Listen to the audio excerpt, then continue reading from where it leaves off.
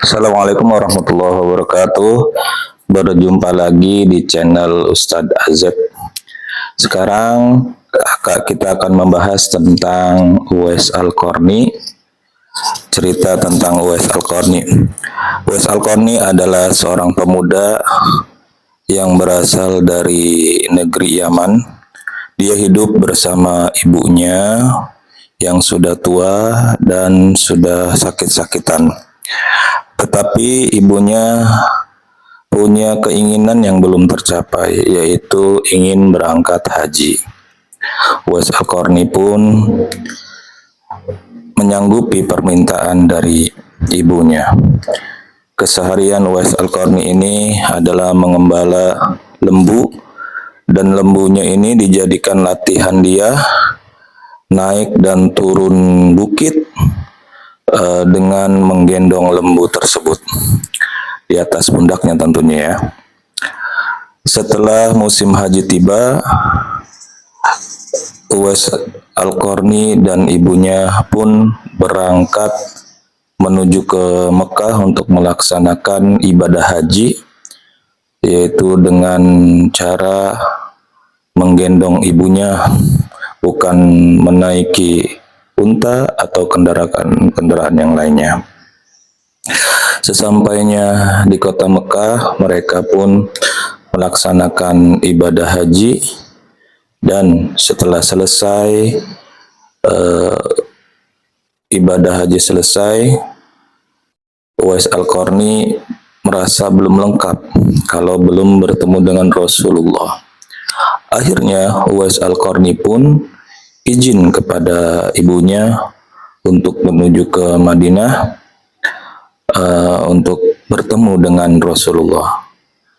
Akan tetapi ibunya menasihati bahwasanya ketika sudah sampai di Madinah jangan lama-lama dikarenakan kondisi ibu yang masih sakit. Uwais Al-Qarni pun menyanggupinya. Kemudian beliau pun berangkat menuju ke Madinah.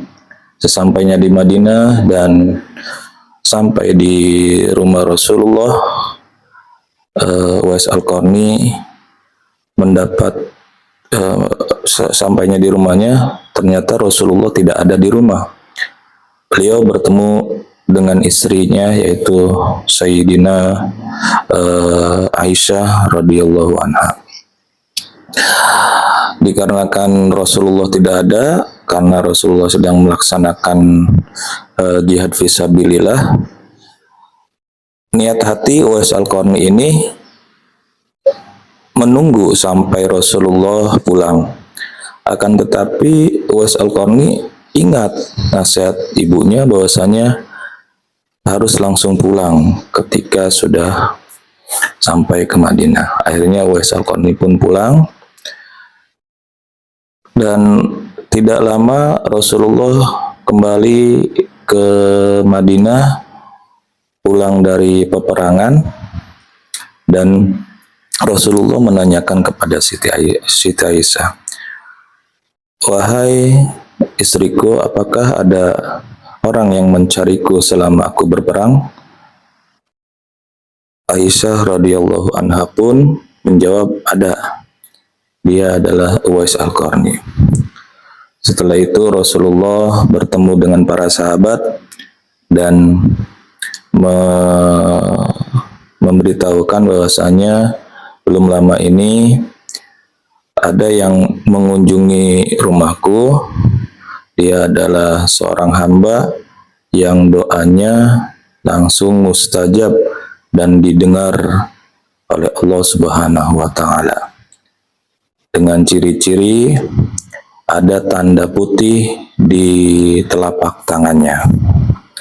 Kemudian para sahabat pun mengingat kata-kata dari Rasulullah setelah Rasulullah wafat dan berganti kekhalifahan Umar bin Khattab dan Sayyidina Ali.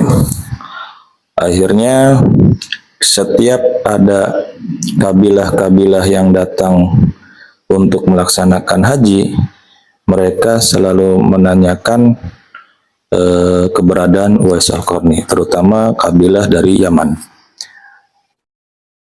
Suatu hari Umar bin Khattab menanyakan salah satu kabilah dari Yaman dan menanyakan bahwasanya keberadaan Uwais Al-Qarni. Di manakah Uwais Al-Qarni?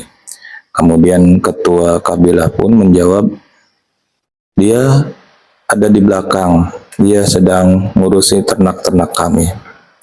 Ternyata Uwais Al-Qarni ini adalah seorang pengembala atau pembantu lah ya, pembantu dari kabilah-kabilah dari Yaman yang mau datang ke Mekah. Dan khalifah pun menemuinya, dan benar saja ketika bersalaman ternyata orang yang disalami itu benar-benar Uwais Al-Qarni karena ada tanda putih di tangannya. Ketika tahu khalifah itu yang mereka hadapi adalah Uwais Al-Qarni, khalifah pun meminta untuk didoakan dan minta diistighfarkan dari Uwais Al-Qarni. Kan tetapi Uwais Al-Qarni merasa heran karena kenapa seorang khalifah dan sahabat Rasulullah kok minta doanya kepada seorang hamba biasa. Akhirnya khalifah pun menjawab bahwasanya doamu didengar di langit dan pasti diijabah. Akhirnya Uwais Al-Qarni pun mendoakan dan mengistighfarkan khalifah sehingga mereka pun saling mengenal satu sama lainnya, dan khalifah pun menawarkan untuk hidup bersama di Makkah. Tetapi Uwais Al-Qarni menjawab bahwasanya cukup kalian saja yang tahu keberadaan saya, karena saya lebih memilih hidup menjadi orang biasa. Itulah kisah dari Uwais Al-Qarni. Karena baktinya yang luar biasa kepada ibunya, Rasulullah Shallallahu Alaihi Wasallam dan para sahabatnya pun takjub dengan